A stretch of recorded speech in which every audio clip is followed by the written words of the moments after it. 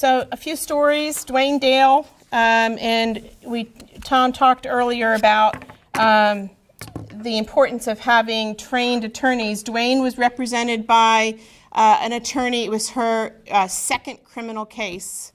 Dwayne was charged with the rape of a 12-year-old black girl. She woke up in the middle of the night. Someone climbed through her window. He had a knife. He raped her with a knife next to her, and then he climbed back out the window. She gave a description. There were no suspects. Weeks later, her mother saw Dwayne in the parking lot, and he seemed to fit the description that the victim gave, and she brought the daughter out to the parking lot and said, "Is that him?" So it's basically a show-up 6 weeks after the crime. She says, yes, that's him. The prosecution goes forward. He's convicted based on that identification in microscopic hair comparison of hairs taken from the throw rug in front of the victim's bed that was bought at a used goods store. So you have a used rug with hairs in it, and those hairs, the forensic scientist holds up to Dwayne Dale's hairs and says they're microscopically consistent. That evidence is presented at trial along with the victim saying that's him, that's the man that raped me. And at 20 years old, Dwayne is convicted and sentenced to the rest of his life in prison and dragged from the courtroom by his ankles, screaming, "I did not do this, I am innocent." Brandy Vickery was the district attorney at the time, or the ADA at that trial. He tells me that Dwayne's screams for him remind him of the Silence of the Lambs. He hears that sound. He heard that sound over the years. There are so many interesting things about Dwayne's case that I could go on for a long time about. One is that Brandy Vickery always had doubts in the conviction and didn't do anything about it. He was very cooperative when we found the evidence about testing, but he had doubts and didn't do anything about it.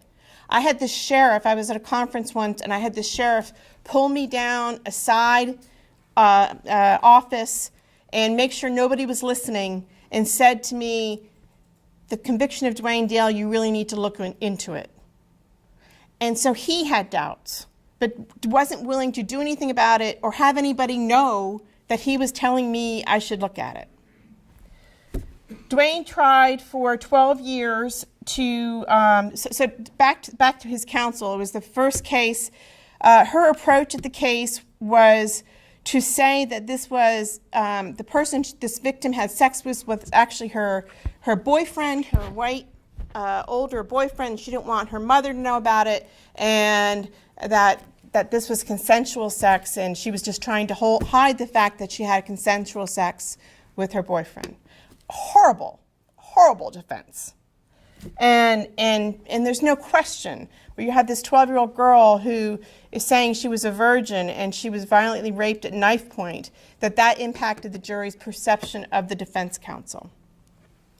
That attorney, and I don't think she'd mind saying, I'm not going to mention her name, but I'll just say she went on to be very, very successful attorney in family law and the president of our bar association. So she is a very accomplished attorney, but she was ill-equipped to handle this case. Dwayne tried for 12 years to get DNA testing in his case. He was told over and over again the evidence had been destroyed. It was a rape case. They didn't preserve evidence in rape cases. Turned out that they didn't do an inventory of the evidence room for 18 years. When they finally did that inventory, they found the rape kit, the rape evidence on the shelves with the murder evidence. So thankfully for the incompetence of the officers who did not do the inventory, thankfully for the incompetence of the officers who put the evidence on the wrong shelf, because had they not, it would have been destroyed, we were able to do DNA testing, identify the true rapist who got 4 life sentences and exonerated Dwayne. But not before Dwayne spent 19 years in prison. He was very small when he went in. When he went in, the card that said he had been convicted of raping a 12-year-old black girl was passed around to all the other inmates. He was raped. He was beaten. He joined groups for protection, and those groups would sell him to other groups in return for drugs or alcohol. He has PTSD that will never, ever go away. And that could have been avoided with a proper defense.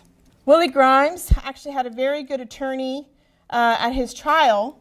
This was a misidentification case, rape of a 69-year-old woman, again at knife point. And again, microscopic hair comparison used to convict him. The interesting thing about this case is at trial, the defense attorney learned for the first time that the fingerprints found on a banana that the rapist had touched after he raped this woman did not match Willie Grimes. And of course, they discounted that, saying that the fingerprints could have come from someone in the store, and who knows where they came from. And the defense attorney made a motion for DNA testing of the rape kit. Now, this was 1989, so he was way ahead of his time on making this motion. But the problem was, after he made the motion, the judge said, "I'll take it under consideration." He had many cases he moved on to, and the judge had many cases he moved on to, and the prosecutor had no interest in doing the testing, and the testing was never done. By the time someone went to try and do the testing, the rape kit had been destroyed.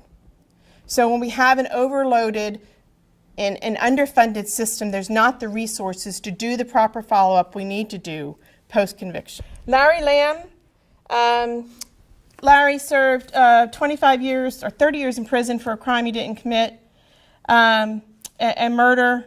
It was such a battle to get him home.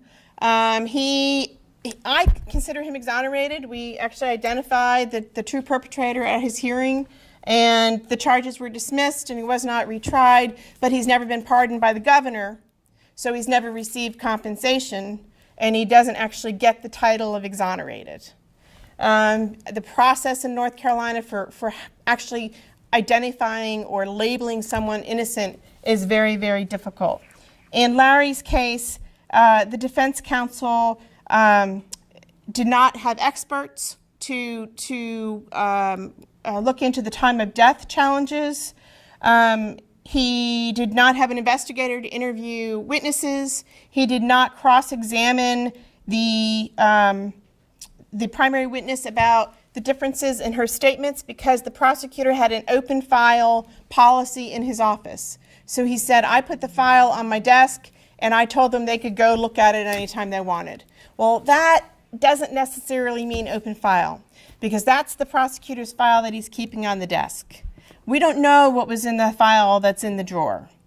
So when you have these witnesses who are not cross-examined, it doesn't necessarily mean the defense attorney had access and didn't use the information, was ineffective. There's a possibility of ineffective assistance of counsel, and there's a possibility of Brady. And 30 years later, it's impossible to prove it. But one or the other entitles the person to their freedom. So what's the dollar cost of wrongful convictions? In the United States, statutory compensation has been paid out as $102 million. Civil is $596 million. In North Carolina, statutory compensation paid out is $11 million, and the civil compensation paid out is close to $40 million. And that is for 40% of the exoneration cases. 60% of the exoneration cases have gotten nothing. So when we put air quotes around the word justice, when we're talking about the justice system, it is not liked by the courts, but it is true.